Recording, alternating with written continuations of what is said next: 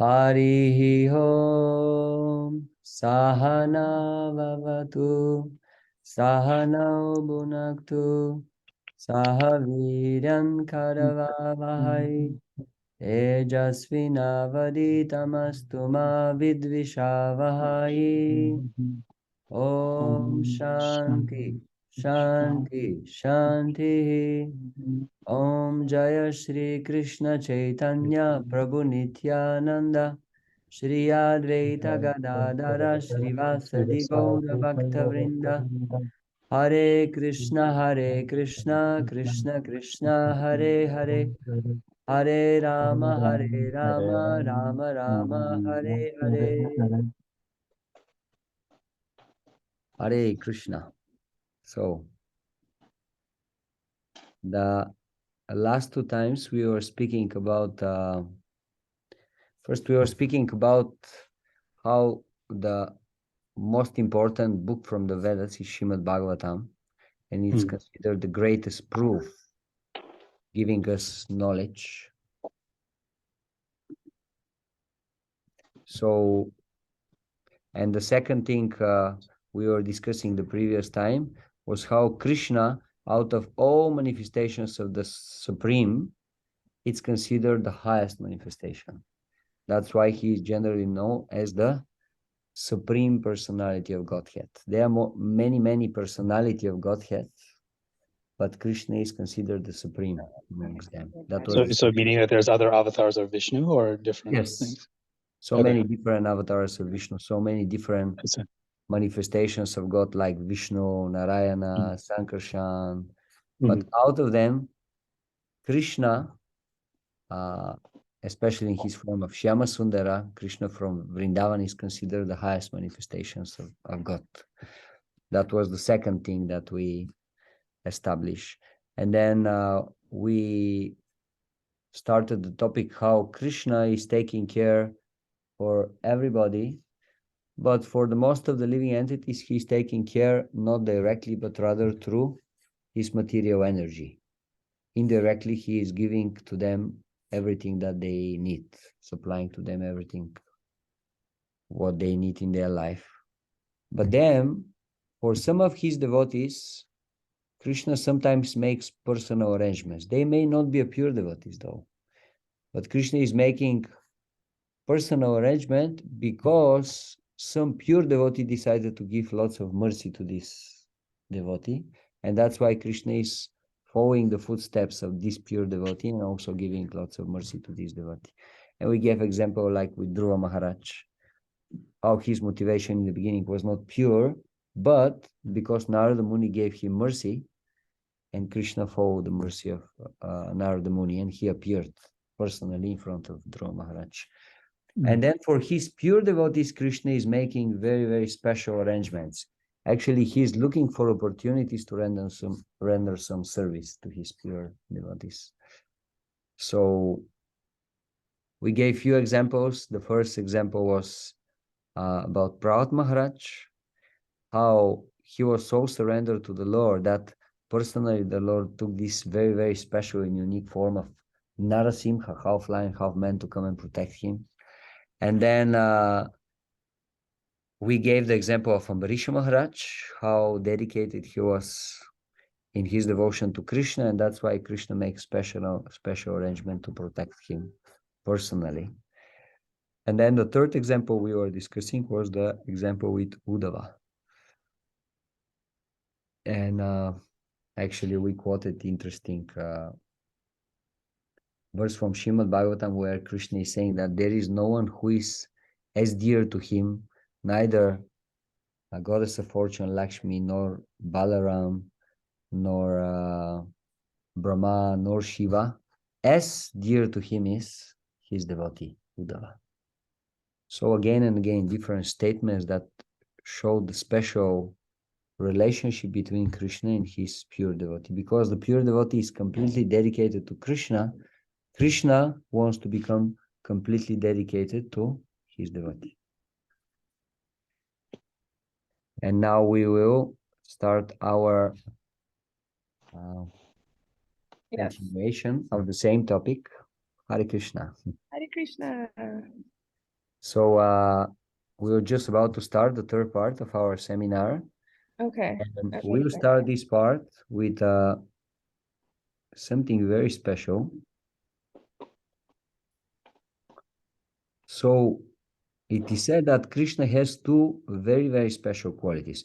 Krishna has many qualities. In fact, he has unlimited qualities. But out of all his qualities, two are very, very special, unique, and very important, especially for the devotees. So, Shiva Jiva Goswami explains that because of love of his devotees, the Lord manifests two qualities that are superior to all his other qualities. First one, he melts with prema when he sees his devotees, his pure devotees. And the second quality is he is controlled by the love of his devotees. And in certain situations now, we'll see how Krishna actually manifests these qualities in when he's in the association of pure devotees. Yes. It's okay? Yeah. Okay. Yeah. So, in other words, Krishna will always manifest these two qualities, even if this means to break his normal ways of behavior and manifestation of his other qualities that he manifests in certain situations. And now, actually, the acharyas, they took very nice examples to show this, and we'll just go through them. So, first, how we have examples how the Lord melts with prema in the association of his devotees.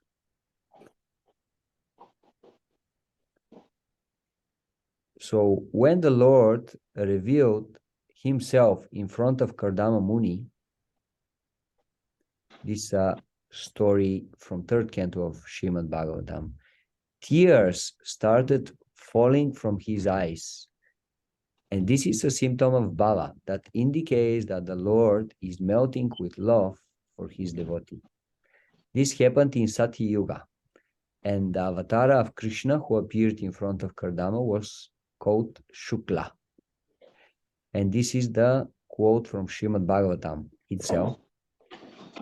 The holy lake Bindu Sarovara, flooded by the waters of the river Saraswati, was resorted to by hosts of eminent sages.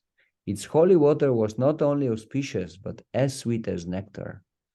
It was called Bindu Sarovara, the lake was called Bindu Sarovara because drops of tears had fallen there from the eyes of the Lord, who was overwhelmed by extreme compassion for the sage who had sought his protection.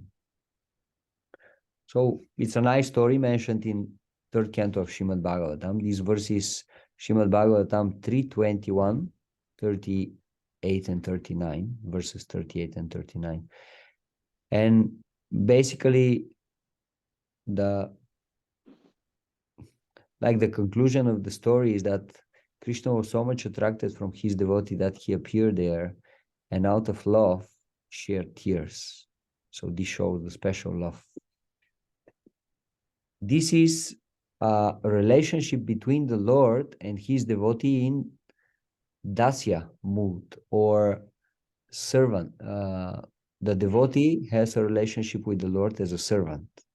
And now similar example will be given in Sakya relationship, or friendly relationship between the Lord and the devotee. This is a quote from the story about Brahmana Sudama. Do you know the story about Brahmana Sudama, by the way? No? Okay, No. let's mention shortly then. It's a nice story. It's described in 10th canto of Srimad Bhagavatam. And basically, Krishna had a schoolmate. They were going, when they were small, they were going together in the school of Sandipani Muni. And of course, after some years, Krishna grew up and he became a king, the king of Dvaraka. And he was living there with his queens. And this Brahmana, he stayed very, very poor. He was so poor that it is said sometimes he and his wife, they didn't have anything to eat. And they just had to go and beg from their neighbors just a palm of rice so that they have something to eat. He was so poor. So at some point it is said that his wife, she was so unhappy, not because she's starving, but because she was seeing her husband in such a poverty-stricken condition. And because of that, she urged him very strongly to go to his friend Krishna and ask for little charity from him. And then the Brahmana didn't actually wanted to go and ask Krishna for such a thing, for something material. But then he thought, actually, it's a very good opportunity to see my very good friend Krishna. So let me go and see him. So then he went there. And of course, the story is not very nice. Krishna is receiving him and he doesn't want to take anything from Krishna. And apparently Krishna is not giving him anything. But then when he goes back to the place where he was living before, actually he sees a huge palaces. And his wife come to receive him, and she is dressed in some amazingly beautiful silk saris, and she looks like amazingly beautiful. And like basically Krishna gave him so much opulence and wealth. It's a very interesting story, actually. We don't have much time to say the whole story, but it's really a story we recommend for everybody to read. So anyway, the quote that we are going to read now is from the moment when Brahmana Sudama goes in Dvaraka and he will just meet his Lord. That's the description.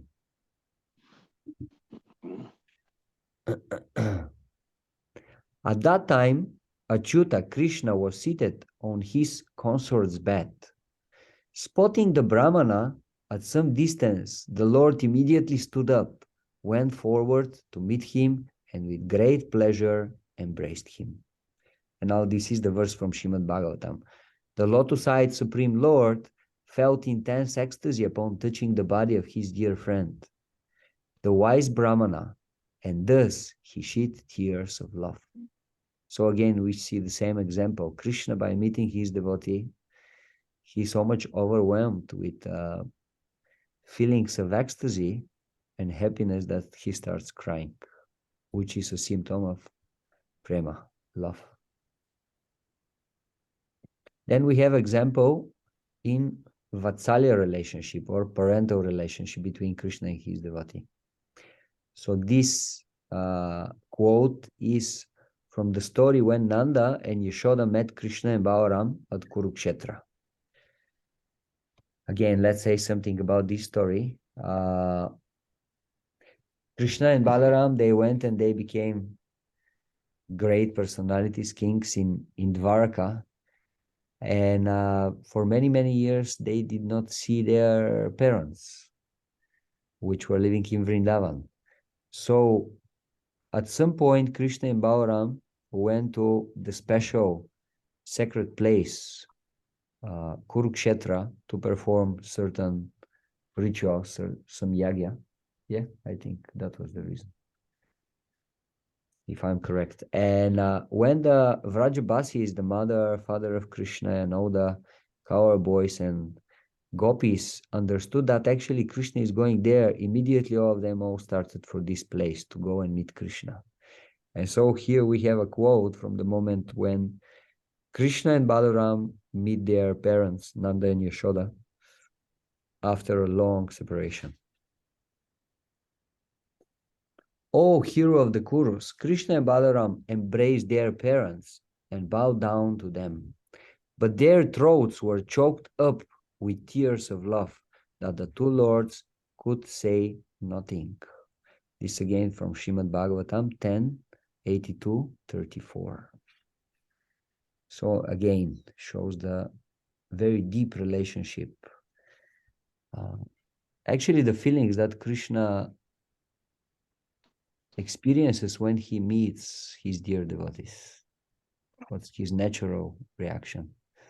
And then the last example given is in Madhurya rasa, or a conjugal relationship between Krishna and his devotee. Seeing that the gopis were fatigued from conjugal enjoyment, my dear king, the merciful Krishna lovingly wiped their faces with his comforting hand. This is from Srimad Bhagavatam 10:33-20. So apparently it doesn't look that here there is some ecstatic symptom. Krishna is just wiping their faces. But the acharyas actually are explaining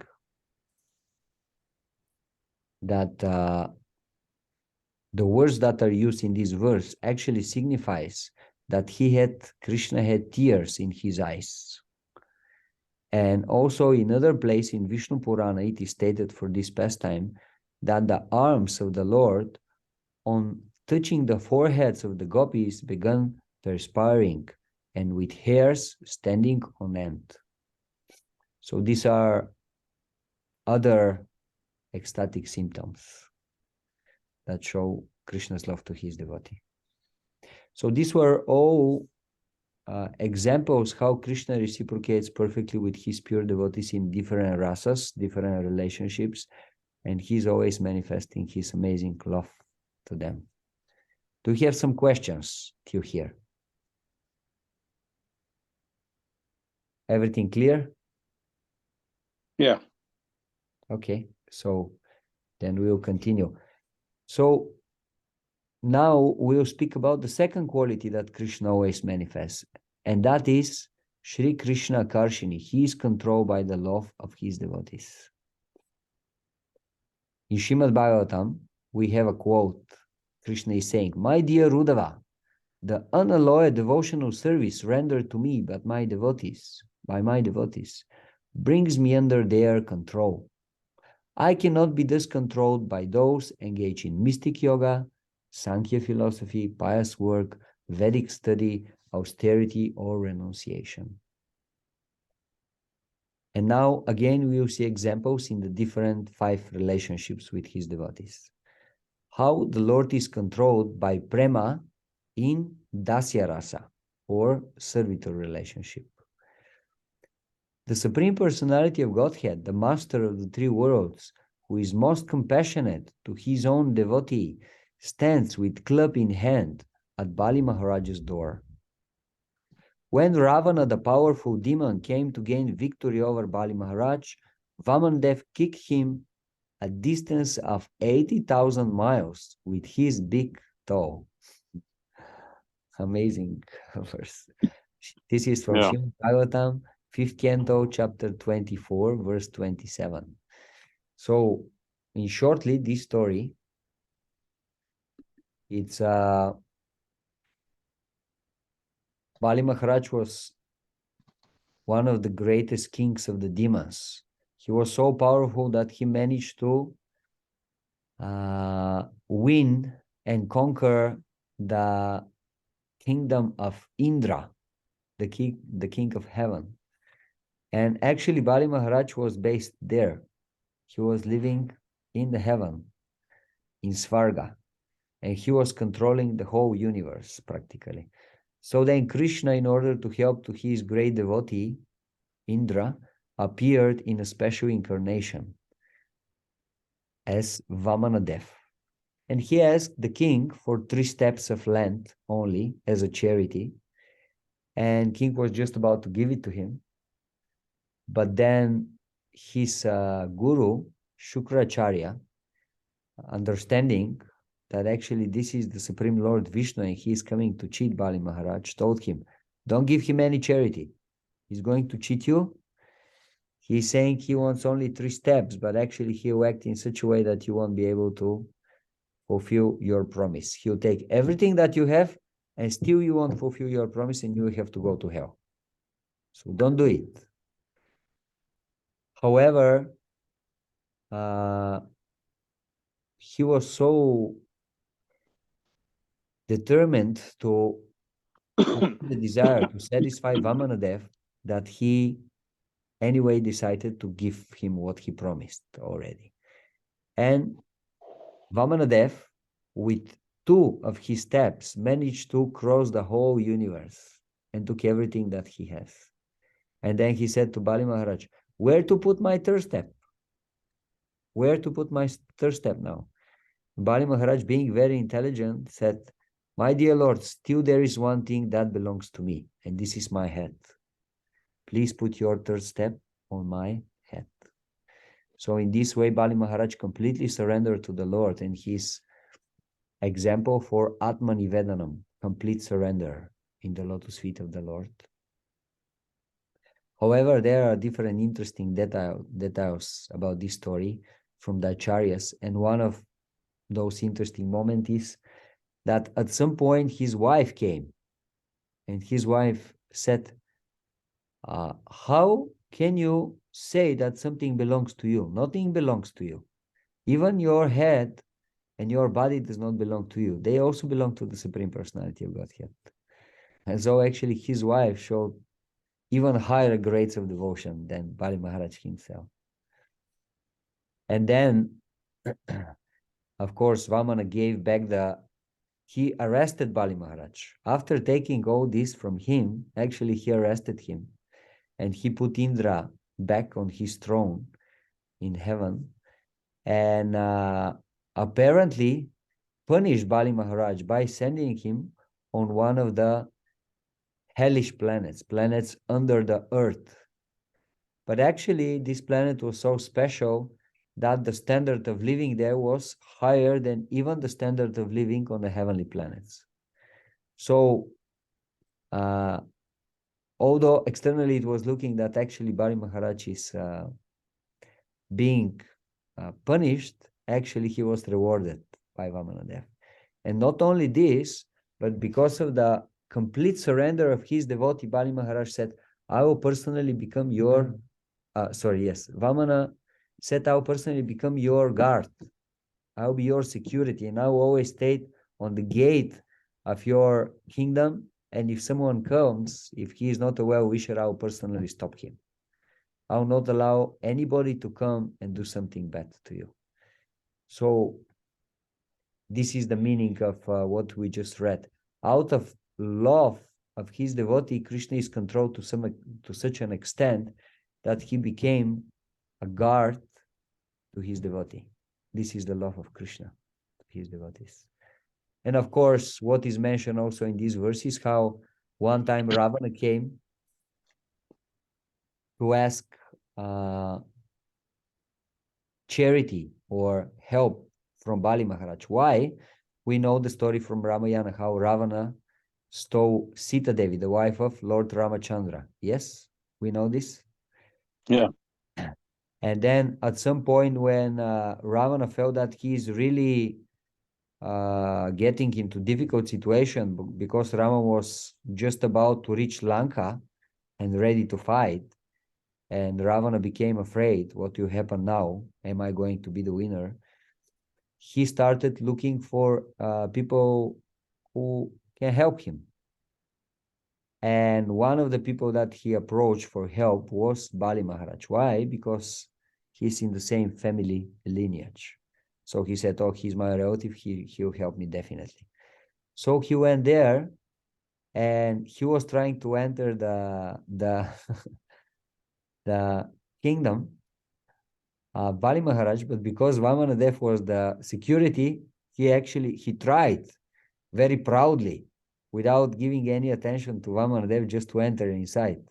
But actually the result was that Vamanadev kicked him so heavily that he flew on 80,000 miles distance. So that's the situation referred here. And of course, after that, Ravana entered, and he had a conversation with Bali Maharaj, and he said, this human being, Rama, is coming, and he wants to fight with me, so I need some help. And Bali Maharaj immediately understood that Rama is the same Supreme Personality of Godhead, and he understood Ravana doesn't have any chance. But because Ravana was insisting so much for help, then Bali Maharaj said, I won't come and I won't fight, but I can give you gold. Do you want gold? Do you want gold? And Ravana said, yes, of course, I can expand my army in this way. Give me gold. And he said, okay, I have a whole golden mountain. Just you have to pick it and bring it home, and it's yours. And Ravana was so happy, like he was beaming from happiness. And then Bali Maharaj brought him to this huge mountain of gold and told him, lift it.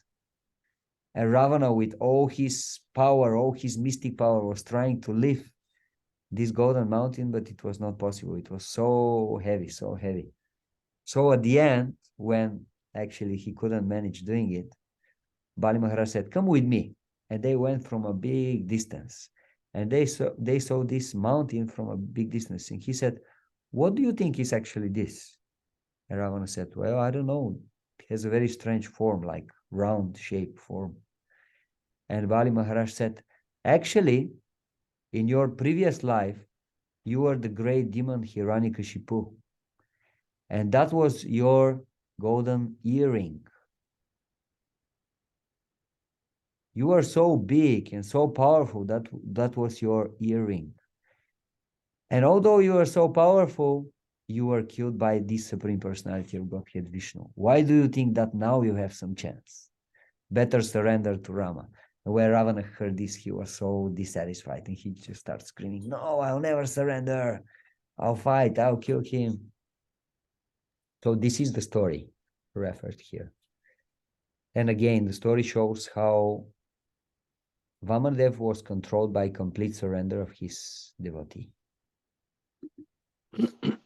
And after that, we have another example, how the Lord is controlled by the love of the Pandavas. They are in friendly relationship with Krishna.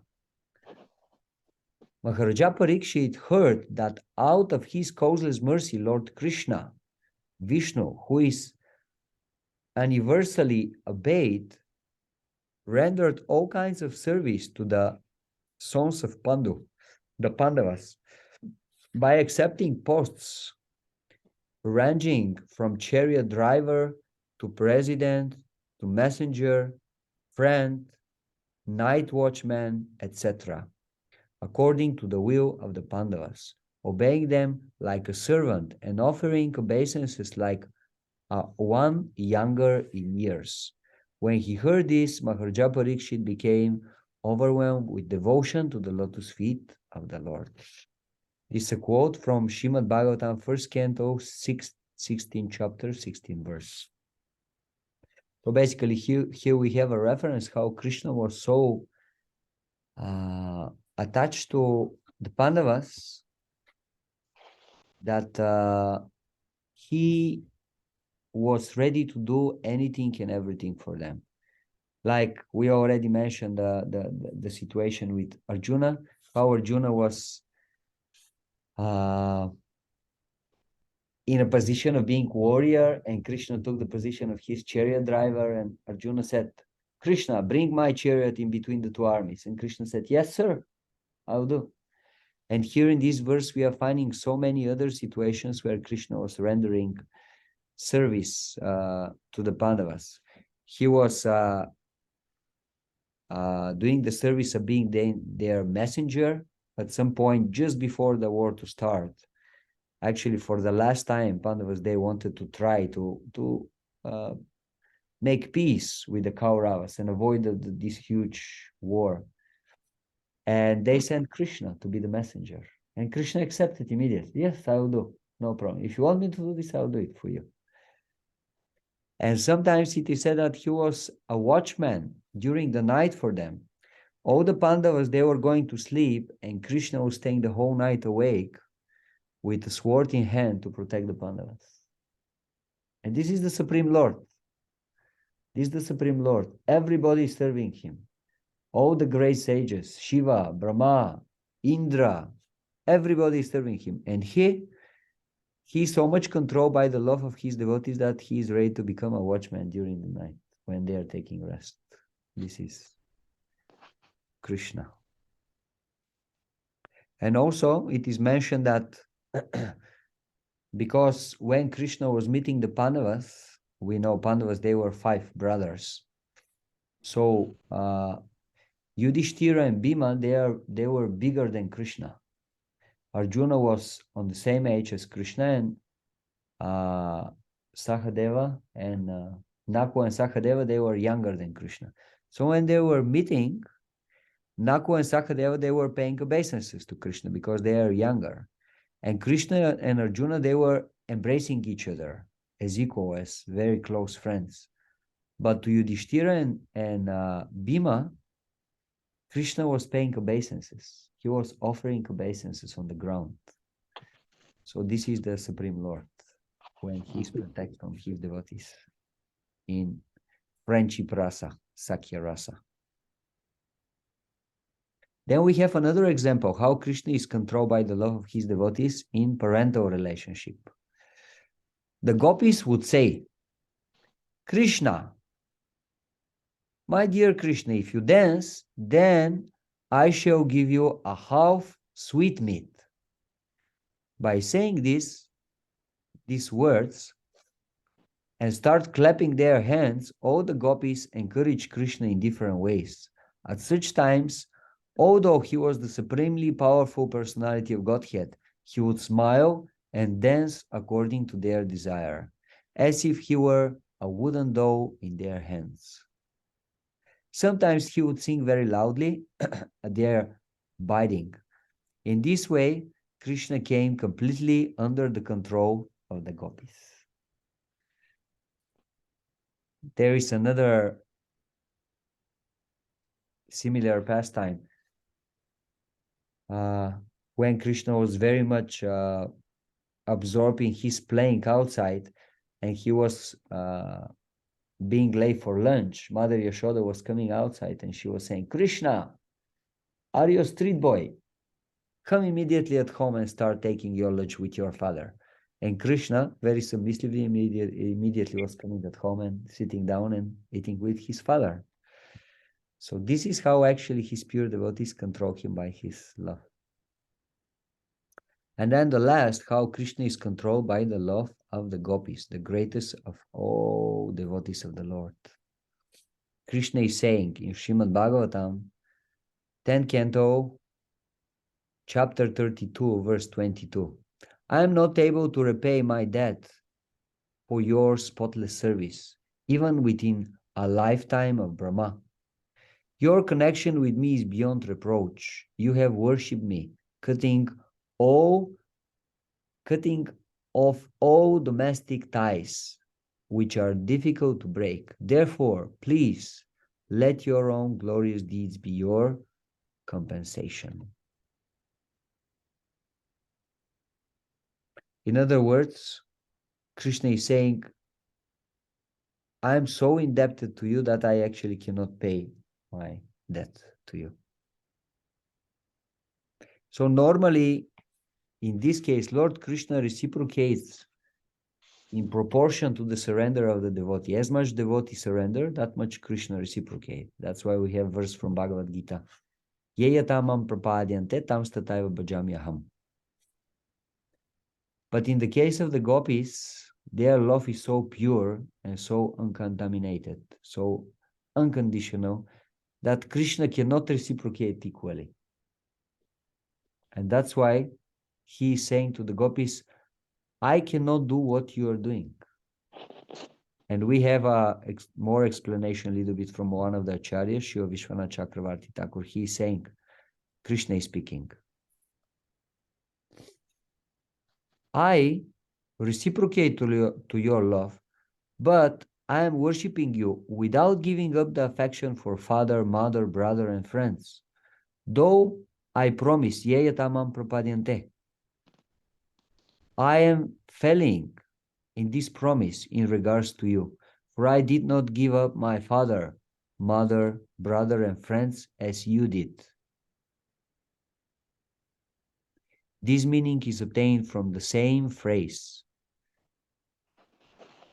As you give up your family, I did not respond in the same way. Therefore, it is impossible for me to repay what you have done. Therefore, let your own pure character be the payment. That is, your good character makes you forgive me for my fault, and that way I have no debt. But still, I remained indebted unto you. So, gopis, we know how at some point they they leave everything, their husbands, their parents, even their kids, and they go in the forest to render service to Krishna. And Krishna is referring to this moment, and he's saying, you did it for me. For me, you gave up everything, even your family, your father, mother, brother. I cannot do that. I cannot give up these personalities. So that's why actually your love to me is stronger than my love to you. That's why I cannot reciprocate.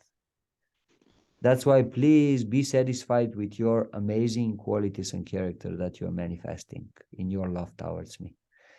So this is the greatness of the love of the gopis. Dear devotees, do you have some question?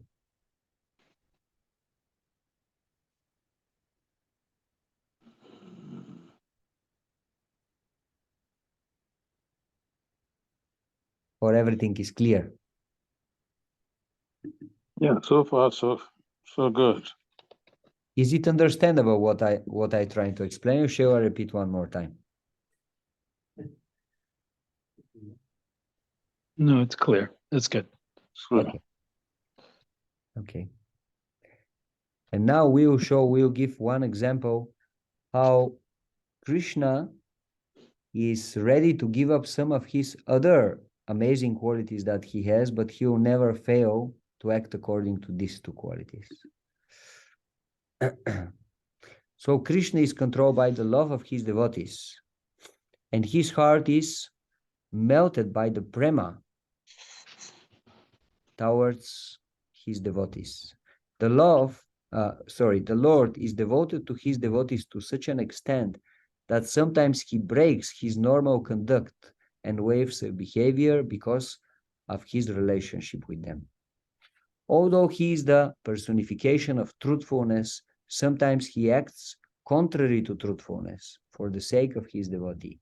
Or sometimes he acts contrary to qualities like purity or tolerance or satisfaction. Although these qualities are the eternal possession of the Lord, sometimes he breaks them because of the two main qualities mentioned above.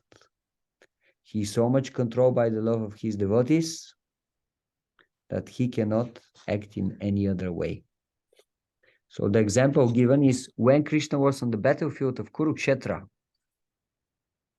We know at some point Bhishma-dev, he attacked Arjuna so heavily that he was almost killing him. And then Krishna acted. Krishna gave a special vow, and his vow was that he will take part in the war, but he will not fight in the war. He will not take any weapon in hand. That was the vow that Krishna gave before the beginning of the war. And this is Krishna, this is the Supreme Lord. If he has something, he will definitely act according to his word. However, when Krishna saw that his dear devotee is in a very difficult situation, he did not think twice and immediately decided to rather break his promise, the promise of the Supreme Lord, than to allow his devotee to be in a dangerous situation. Dangerous situation. So, yes.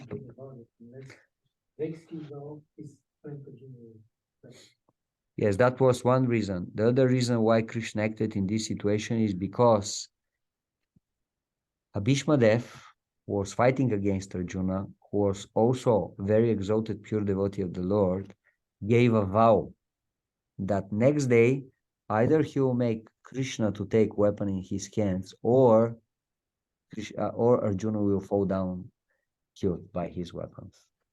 So both in order Krishna to protect his devotee Arjuna, and at the same time not to break the vow of his other great devotee Bhishma-dev, he get off of the chariot, took one of the wheels of the chariot, and using it as a weapon, started rushing towards Bhishmadev to protect his devotee Arjuna.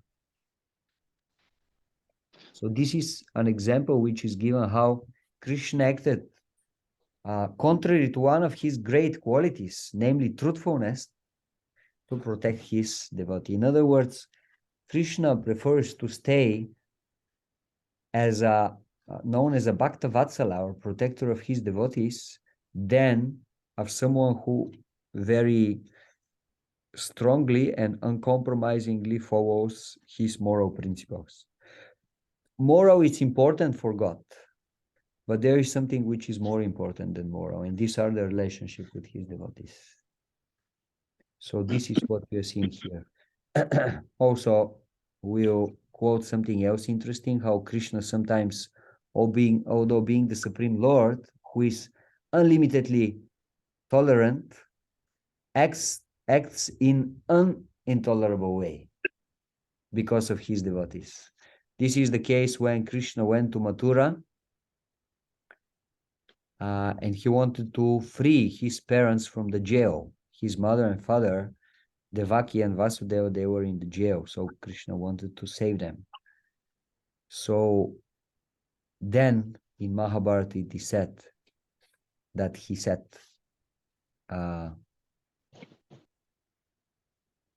sorry, actually these are two different quotes. One quote is from Mahabharata where Krishna is saying, "He who hates my devotees hates me, and who obeys my devotees obeys me." This is the mood of Krishna. And then the second quote is from Srimad Bhagavatam, when Krishna entered Mathura. As Kamsa thus raved so audaciously, the infallible Krishna, intensely angry, quickly and forcefully leapt onto the high royal dais. And then he just goes and drags Kamsa down and starts punching him in order to free his mother and father. So although being very, very tolerant, sometimes Krishna is not acting in this way. Why? Because of love of his devotees. And there are many examples like that. We won't go through all of them. But again, the point to show is that Krishna will always act according to these two qualities. He will be controlled by the love of his devotees, and he himself experiences very intense prema and love of his devotees. Now we will give two other very nice, amazing examples about this. Panel will share with us.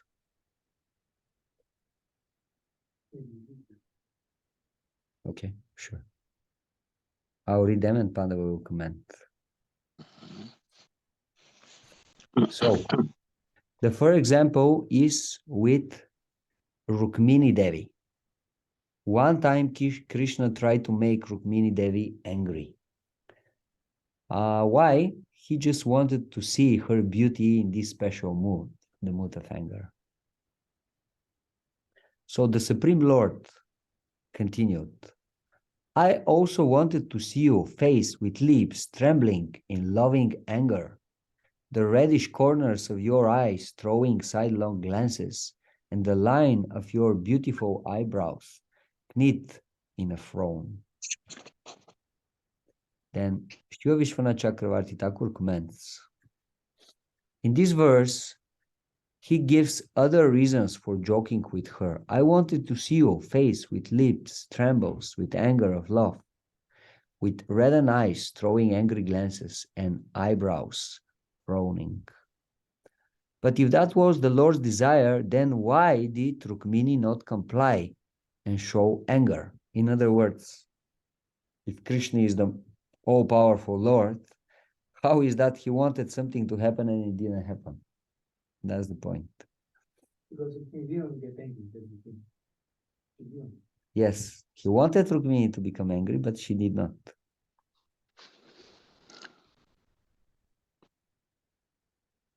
So Pandava will explain now why, what was the reason. Is this everything? Yeah, there is a small quote, but it's very technical, so rather you explain. Well,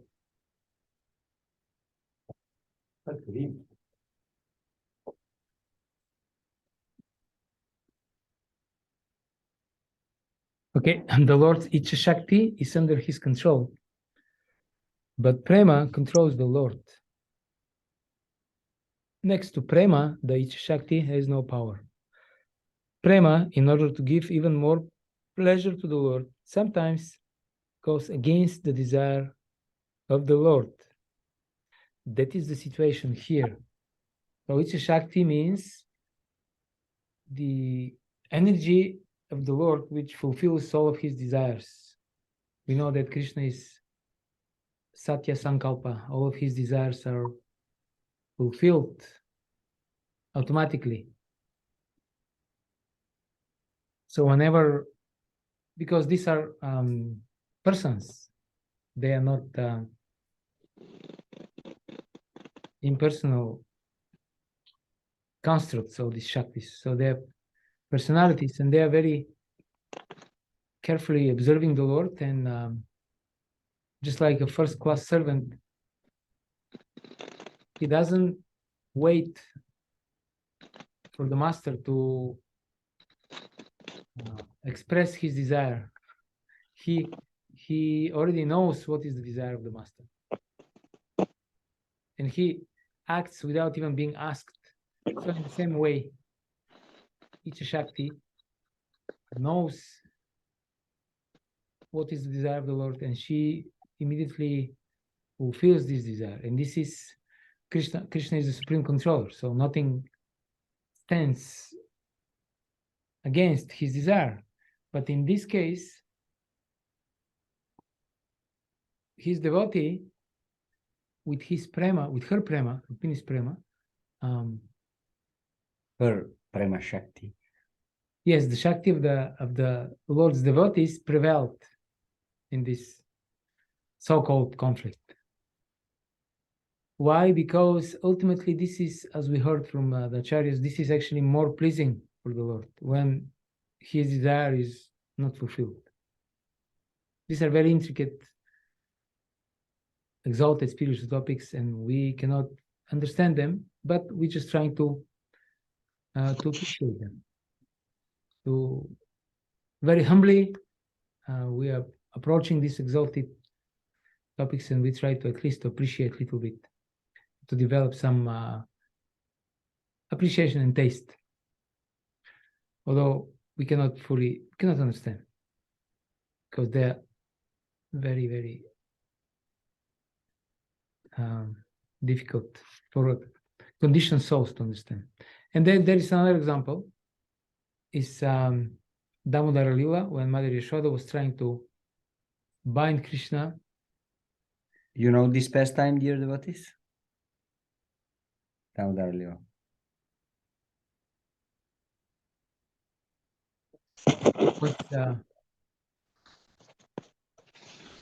Krishna was creating, he was very naughty, so Mother Yashoda wanted to bind him.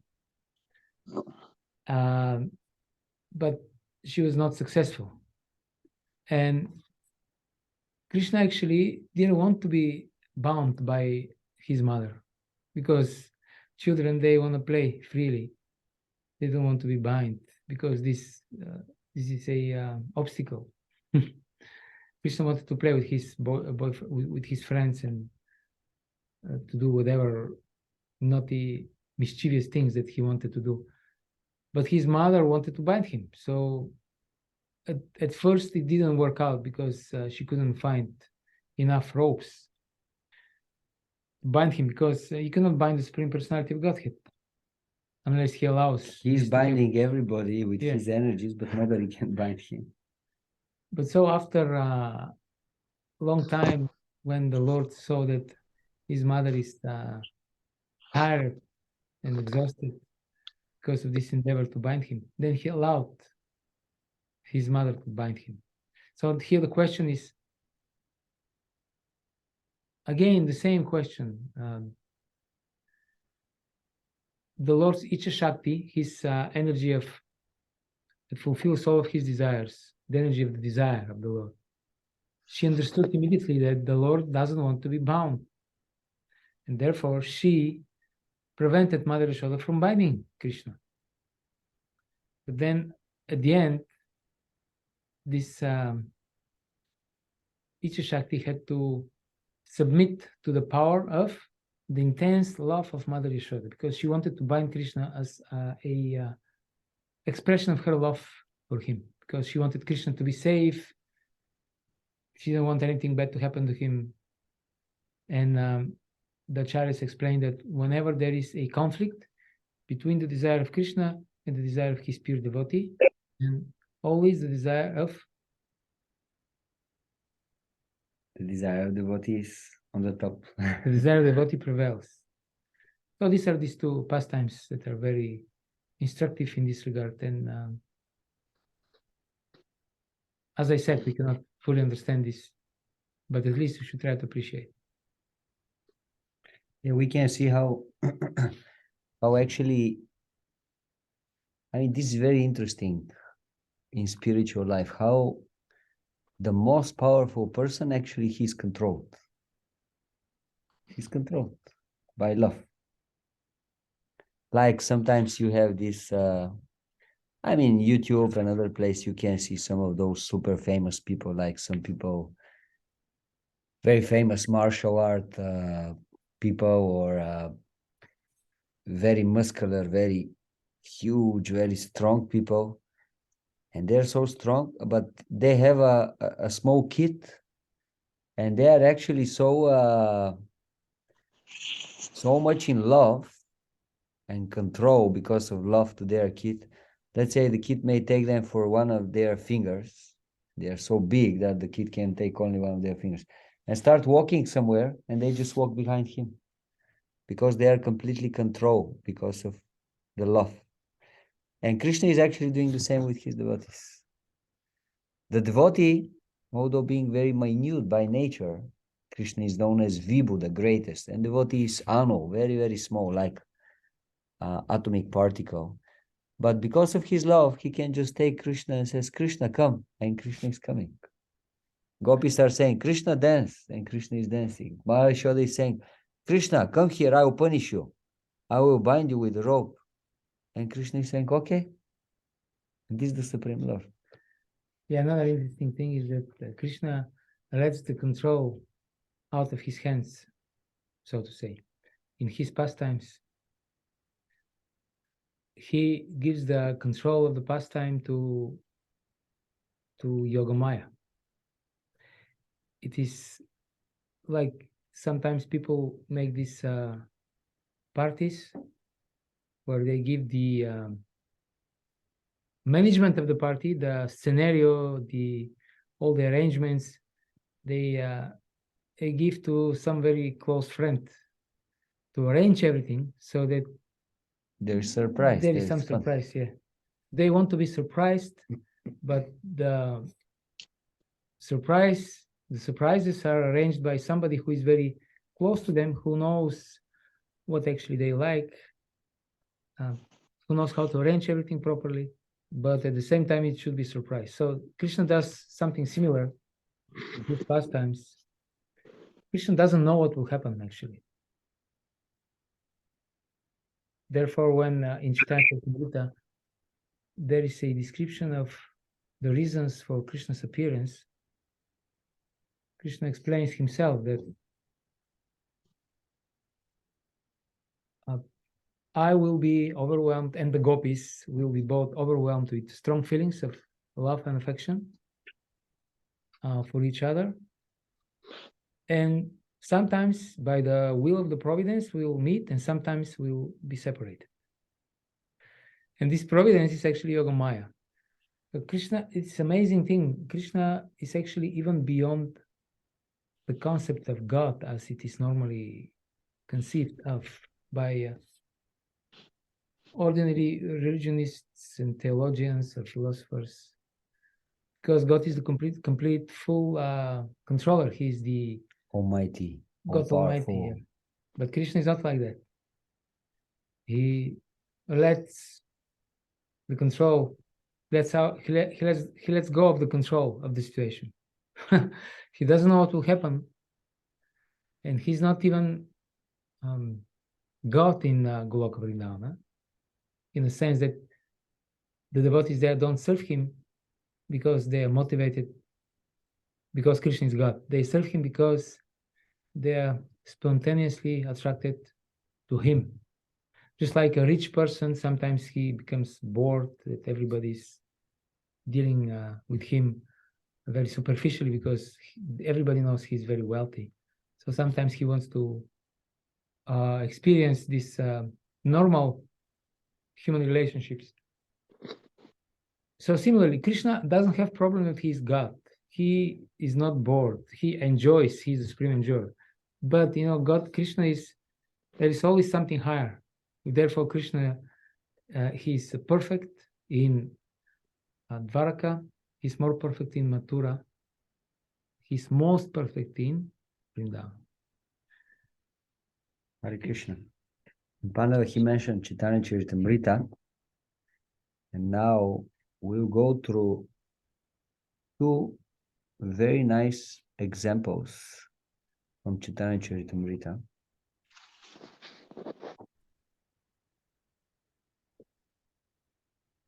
There are two very nice stories, actually. At some point, like generally we know, Sri Chaitanya Mahaprabhu, he is known as the last incarnation of Krishna, the last avatara. He was never saying or showing that he is God. He was always acting as a devotee of God. However, in a few instances, he was acting as the Supreme Personality of Godhead. And one of those moments is one time Sri Chaitanya Mahaprabhu went in the house of his dear devotee, Shrivas, and he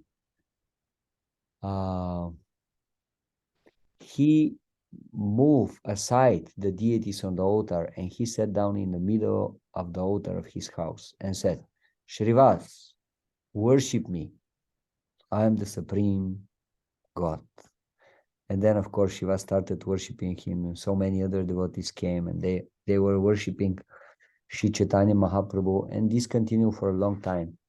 So at some point, Sri Chaitanya Mahaprabhu wanted to give benedictions to all his different devotees. He wanted to give them some blessings. So one by one, he was calling for different devotees, and he was telling them some very unique and intimate things for them that no one else knows, to show them how he is the closest person to them, and he wanted to give them blessing. So at some point, he called for Gangadas Pandit, his great devotee, and he said, do you remember when one time it was very late and you and your wife and your daughter suddenly saw that there are Muslim soldiers walking behind you, following you, and you became very afraid, and you started walking faster and faster, and then you reached the river, but there was no boat, and there was no boatman to take you on the other side of the river, and then you became even more afraid and disturbed. And do you remember how suddenly, from in the middle of nowhere, appeared a boat with a boatman, and he took you and brought you to the other bank? Do you remember this? And Gangadas Pandit said, yes, my lord, I remember, but how do you know? There was no one else there. How do you know this? And then Sri Chaitanya Mahaprabhu said, this boatman was I. I brought you to the other side. I took care of you. I saved you. And then after that, Sri Chaitanya Mahaprabhu called for Haridas Thakur and said, Haridas, do you remember when the Muslim ruler, he didn't like that you're preaching the Yuga Dharma, chanting of the holy name, and he wanted to punish you. And actually, he gave order that you should be killed by being beaten on a marketplace after marketplace. And they were bringing you and beating you. They brought you to 22 marketplaces, and every time they were beating you, but you were not feeling any pain. Do you remember this? And Haridas Thakur said, yes, my dear Lord, I remember. And that was so amazing how they were beating me so strongly and I was not feeling any pain. How is this possible? What was the reason? Sri Chaitanya Mahaprabhu then said, do you know why you were not feeling any pain? Because I was lying on your back and they were beating me. And then Sri Chaitanya Mahaprabhu turned and showed his back, and everybody could see the marks from the beating. So this is Krishna's love to his devotees. He is ready to do anything and everything to protect his devotees, to protect them from all difficult situations because he is controlled by their love, because of their love to him. And then the last thing that we will read, the last example, it's from a book which is called Brihad Bhagavatamrita. It's a very interesting book. There is one cowboy that, with the help of a mantra that he gets from his guru, starts traveling all over the universe, and he is going from planet to planet, from place to place, and he is looking for the highest destination.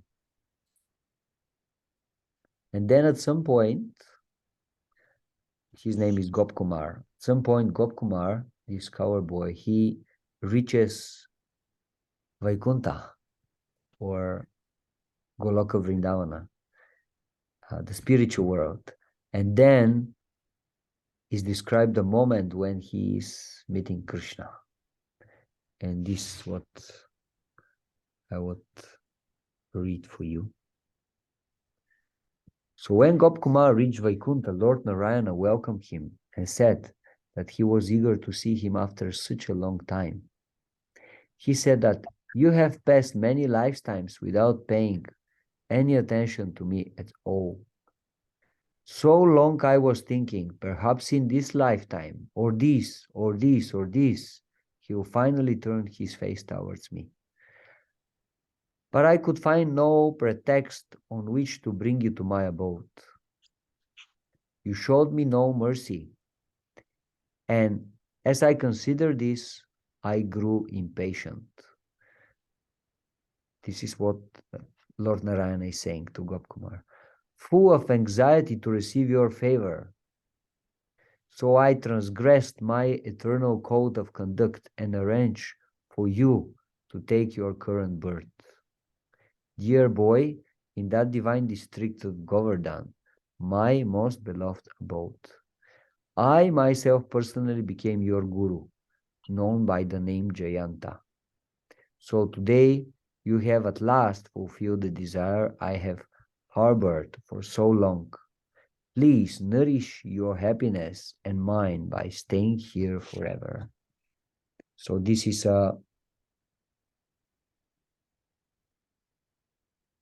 one part of this pastime, and then the pastime continues.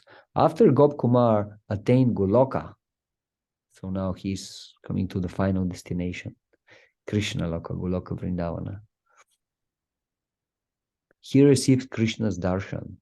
They embraced each other and Gopkumar fainted due to intense ecstasy. But what is even more astonishing is that Krishna also fell unconscious due to ecstasy from the meeting with his dear devotee, Gopkumar. Krishna was so happy to see his devotee again. Some details from Brihad Bhagavatamrita. And now we have the quote. Then from a distance I saw him, his charming flute in hand. Running quickly, he emerged from among his friends and animals and approached me, saying in a sweet voice, Look, Shridam, here is my dear friend Sarupa, the sun who shines on the lotus of your family. He leaped forward and came close to me, compelled by the affection of his helpless devotee. I fainted with love at seeing him. He caught hold of me by the neck, and suddenly he too fell to the ground. A moment later, I reawoke and carefully freed my neck from his grasp. I stood up and saw him on the ground, unconscious, covered with dust. He was moistening the path with his tears. Suddenly Krishna opened his eyes, sealed till then by a flood of tears. Seeing me, he joyfully embraced and kissed me, but then he looked around and became embarrassed. That best of lords took my hand in his own left lotus hand, and received me as a long-lost bosom friend. He asked me various questions. Then he greeted all the people of Raja and entered the best of covered villages with the gait of an elephant. This is from Bhakti, from Brihad Bhagavatamrita 3.6. So this is Krishna, our worshipable Lord. He loves us so much that he wants us to go back to him much more than we do. And he is ready to help us with everything. We can go to the beautiful place Goloka Vrindavan and enjoy there with him eternally. But instead, we are trying to exist in this temporary place full of miseries and suffering. A place where you lose your closest people, where there are no permanent situations, where our body is constantly breaking down, where there are dangers at every step. So let us go through this life as Vaishnavas, as servants of Krishna and everyone else, and not like Kripanas or misers. Let's not become attached to the petty things of this world, and let's go back home, back to Krishna. Hare Krishna, Hari Om Tat Sat. Hare Krishna.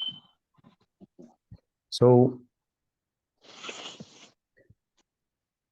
maybe someone may ask, okay, what was the reason of all this reading of amazing stories and amazing pastimes between Krishna and his devotee? Well, it's very simple, dear devotees. The idea is that if we actually get knowledge, deep understanding, how much Krishna cares about us and is ready to sacrifice for us, then this is supposed to increase our devotion, our desire to live our life as a devotees, to be serious devotees, and to make a very serious, rapid advancement in bhakti, in devotional service, which is the goal of life, actually. We have so many things to do in this life, so many things to accomplish, so many different duties, engagements, and yes, they are important. But at some point, the time will come when nothing will look important anymore. At some point, a situation will come in our life that nothing else will look important anymore. But this thing, our connection with Krishna, fortunately, in this moment, it will be the thing that we'll have. This will be our shelter. And this shelter can bring us back to the spiritual world. So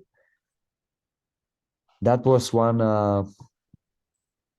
try by hearing all these stories and the relationship between Krishna and his devotees to become more eager and more enthusiastic to increase our devotion, our surrender to the Lord. Hare Krishna. Thank you very, very much for your kind attention and kind listening. So, would you like to say something or to ask something, to add something? Yes, bro. I think it was no, it was good. It was impactful to hear about the different relationships between Krishna and the devotee. I mean, one thing that comes into my mind is how does the devotee, when presented with this reciprocation, not take it for granted or just become entrenched in the material aspect of it, kind of thing, as opposed to enjoying that spiritual aspect of it, not regress back into it. Okay, come, let's go for a walk. Yes. Yes, I agree. Because one concern is it's so easy for us to regress back, and we're always having to maintain or grow that bhakti and things like that, and we see some reciprocation. I mean, granted, that hopefully we use that reciprocation to channel and increase the bhakti, but we may also at that point get deviated because of the materialistic aspect of it, something that we are granted or given. Like I remember, you said, oh, okay, that's that story where you said the devotee had gone to see Krishna and he gave him all the palaces and things like that. I mean, how do you maintain the focus in that kind of respect? Mhm. That's a question, huh? I mean, I'm thinking out loud, and it's just a thought that's going in my mind. I mean, Yeah. I mean, it's very interesting how Krishna deals with different devotees in a different way. Like sometimes you have a devotee and Krishna is giving him so much opulence, like in the Brahmana Sudama. Like actually, it is said some of the interesting moments of these stories, when Krishna saw how poor is his devotee, he said, Uh-huh. how is this possible? He's my devotee. How is this possible that he's so poor? I mean, Goddess of fortune, Lakshmi Devi is personally taking care of my devotees. How it is possible that he is in such a poverty-stricken condition? And then he was deliberating for some amount of time. And then he understood, oh, okay, because he wants to be in this condition. He is very attached to be very austere, very poor. That's why Goddess of fortune is not giving him wealth. And still, although he did not want it, Krishna decided to give him still. And because he was very advanced devotee, although he had all this, his devotional service was not even at all shaken. He just stayed completely focused on Krishna. Okay. Other cases, however, we can see other arrangements. For some reason, Krishna is making other arrangements. Like there is one verse in Srimad Bhagavatam where Krishna is saying, Yasyaha manugrihnami harishyatad dhanam shanai. If someone is very, very, very, very, very, very dear to me, actually I take his material possessions, because then I make him completely dependent on me. He completely surrenders to me. And we have also interesting examples for this, like Srila Prabhupada himself is example for this, because he himself is explaining in a lecture that actually my idea was to become very successful businessman, and by having all this opulence to spread Krishna consciousness. But then he said, I was a manager in a big chemical factory, and there was a big chances that my business will become very, very successful. And then suddenly Krishna dismantled everything. And Srila Prabhupada is saying, and then I thought I lost.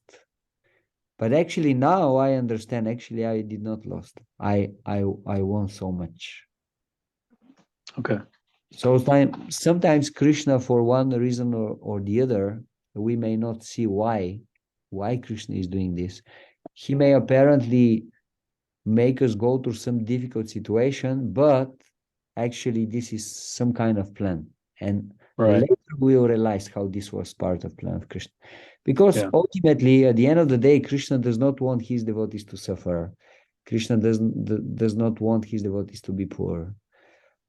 So even if devotees are going through certain situations, something like that, actually Krishna has something in mind. And definitely this is for our good, for the good of a devotee. Right. So we just have to keep our faith and our devotion. We have to keep continuing on the path, basically. So. Yes, I like to say it in this way.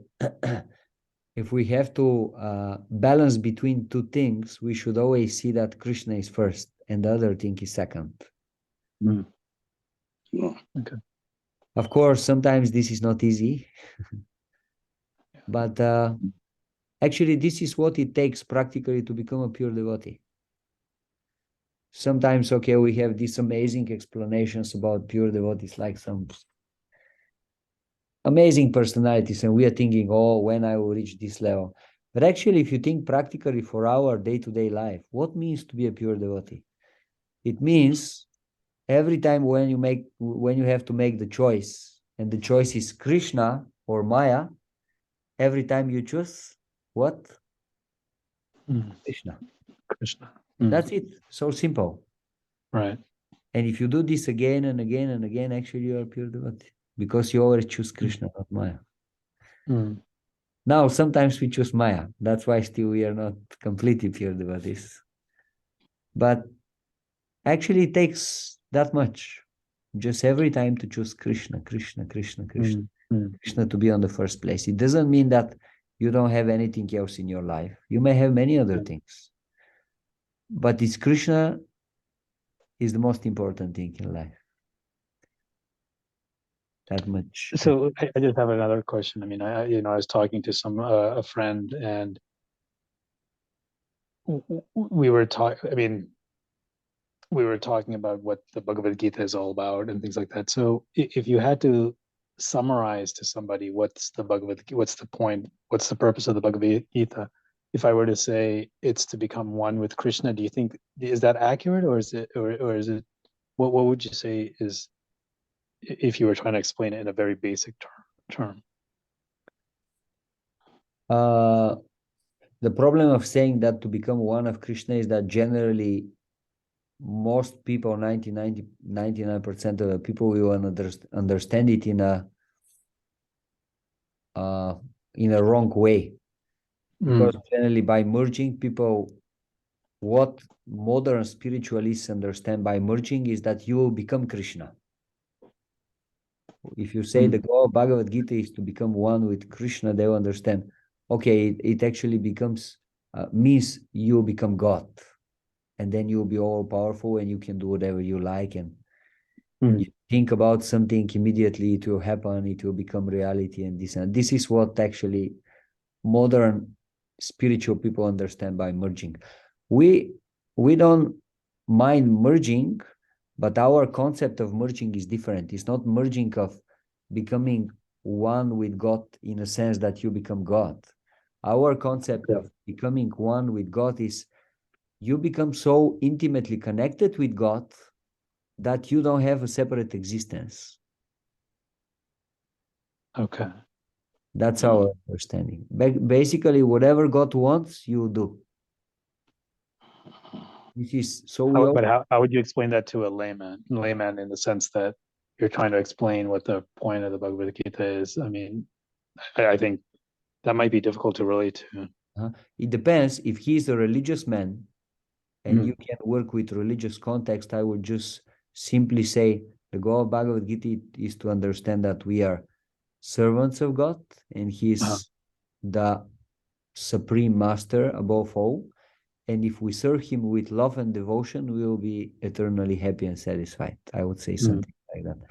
Now, if it's for someone who is not a religious person, generally they don't like to hear very much the word servant, isn't it? Right. So then I would use another word, like, for example, I would say something like the goal of Bhagavad Gita is to learn how to love God with all your heart. And whatever you do in your life, to do it with love and devotion to God. I would say something like that. Okay. Yeah, that's helpful. So it depends on the person. Basically, it's the same thing, but you are saying it with different words and different language so that they can identify with. Right. To make it relevant to them. Yes, exactly. Okay. Because it is already relevant, but sometimes if we don't use the right words, they don't think it's relevant. They think, oh, it's not for me. It's too far away from me. Okay. Hare Krishna. Something else from our other participants? No, I Are don't. you happy from the seminar? Yeah, I think your lecture is very clear to me. I don't really have any particular question. I'm very happy. Yeah, I think that It's good when it's everything is clear.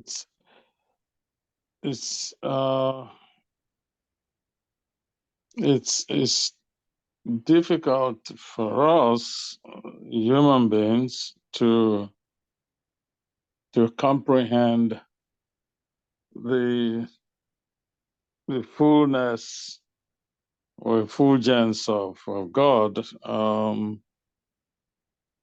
Uh, but Krishna tries to come close to us, but I still feel that Krishna is beyond human understanding. All right, even when he tries to be very simple, to be close to us, I still feel that we can never completely understand him. Yes. I mean, it just that's my perception, that I cannot understand Krishna completely, and I don't want to rationalize, because that will not take you anywhere. So accept his simplicity, and don't even try to rationalize it. In fact, the more you try to rationalize, the more mysterious it gets. So I just accept Krishna, and with all gratitude, like I said at the beginning of in the first lecture,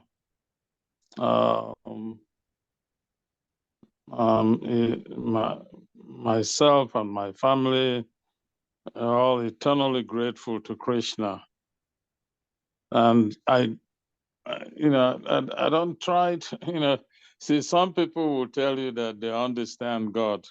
I don't think anybody can understand God completely. I mean, God is just so massive that nobody can understand him. So my take is this, that the best thing that I can do is to try to, try to come close to what Krishna, because if you try to understand Krishna, you can't. You just can't, because he so loves his devotees that the devotees may be tempted to think that, like what people say, I'm God, this person is God. No, I'm not God, all right? I'm not God. God is God, and God is just so massive that you just, try to understand him is just, to me, it's just a waste of time. So I let Krishna come into my life, and if you try to measure up, you can't measure up to Krishna. You can't, you can't. So, I but I like the way that Krishna approaches his devotees, to try to, you know, be friendly with them. have a Um, relationship with them. yeah, but nobody should should ever think that that is enough for us to understand God. God is just so massive For instance, let me relate an incident. I told you that we came to know Krishna in 1988. 1988, that was 6 years, or let's see, no, I think 5 years after I got my PhD. I got my PhD in 1982, 83. And so we came to know Krishna because we were going through terrible ordeal from one of, that's why I like the Krishna Hiranyakashipu, story, because my enemy is like Krishna's Hiranyakashipu, very vicious, but it didn't take Krishna any time to kill him. All right. I actually went to Krishna and said to him in the temple in Columbia, South Carolina, this man has caused us so much pain. And for the first time in my life, I told Krishna to kill him.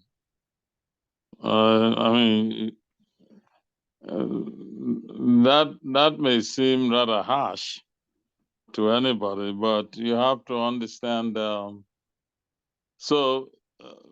For me, reading the story of Lord Nishrinideva, Prahlad Maharaj, and then Hiranyakashipu, was one of the best stories that that really captured my imagination, and that I actually went to Krishna and said, "I want you to kill this man." That was the first time I've asked God to kill somebody, and so on. And it didn't take Krishna, Krishna just killed him within less than 2 years after we knew Krishna, and so on. And then then I did a puja in Columbia, South Carolina. Again, talking about the mysteriousness of God. Now, do you know where? Now, I did puja in Columbia, South Carolina. But where was the first? Even though I did puja in a Hindu temple, but where did I see Krishna? I saw Krishna. You wouldn't believe this. In the Holy Trinity Basilica in Nigeria. So how can somebody do puja in a Hindu temple and see Krishna? And I saw Krishna in full glare. I'm telling you the truth. And then he said, "Wait for me here. I will go into the basilica and pray, and then I'll come out." And I waited. 10 minutes later, he came out. And we started walking. So the idea of God, that people will claim that they know what God is, that God is this, God. And I tell them, you don't really know what God is, So how can a Hindu God meet a devotee who did puja in a Hindu temple in the Holy Trinity Basilica, the only basilica in Africa?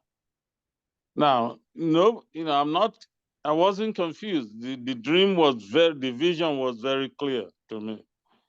And I knew I was talking with Krishna. So then how do you do a puja in a Hindu temple and then meet Krishna in the Holy Trinity Basilica? So it's a mystery, you know, it's a mystery to me, I guess so. but it's not to Krishna, because Krishna, that's why I was talking with an Indian. I said to the Indian, I said, you guys don't know Krishna. You guys think that Krishna is the God of India, and so it's not. You know, Krishna is God Almighty. Of the He's whole world. God Almighty. I'm telling you this. Mhm. I know what I saw in a dream. And my wife and myself, we've seen Krishna so many times in different forms. I mean, but even then, we cannot pretend that we know Krishna completely. Yes, I So, yeah, so, just wanted to add one thing. yeah, okay. You can finish maybe for 1 minute more, and then I Yeah, will. yeah. So that's the thing. Because of that, the effulgence of Krishna is what gives me joy. You know, I try not to understand him, but just to try and see if I can measure up to even 1/10 of what, because you can't. I mean, I can't, you know, myself. I Yes, can't. I So that's it. I agree about this. Mhm. I remember in one place, even Brahma, who is the greatest living entity in the whole universe, and actually he is our Adi Guru in our disciplic succession, our Sampradaya. He is the first Guru. He Yeah. directly got the knowledge, spiritual knowledge, directly from the Lord, directly from Krishna.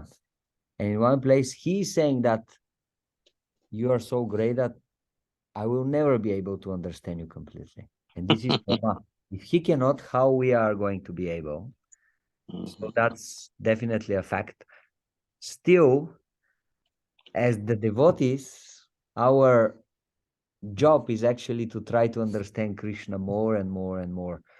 And we are not trying to understand Krishna just so that we understand completely Krishna. Rather, we are trying to understand Krishna so that we can enjoy the loving relationship between us and Krishna. Yeah. It's like reading the spiritual books like Bhagavad Gita and Srimad Bhagavatam. Generally, in the beginning, devotees, they read the books so that they read the books. And they finish whatever they have to finish. Okay, I read Bhagavad Gita. Okay, I read Bhagavatam. Then they read the books to learn the books. Okay, now I know this verse. Now I know that verse.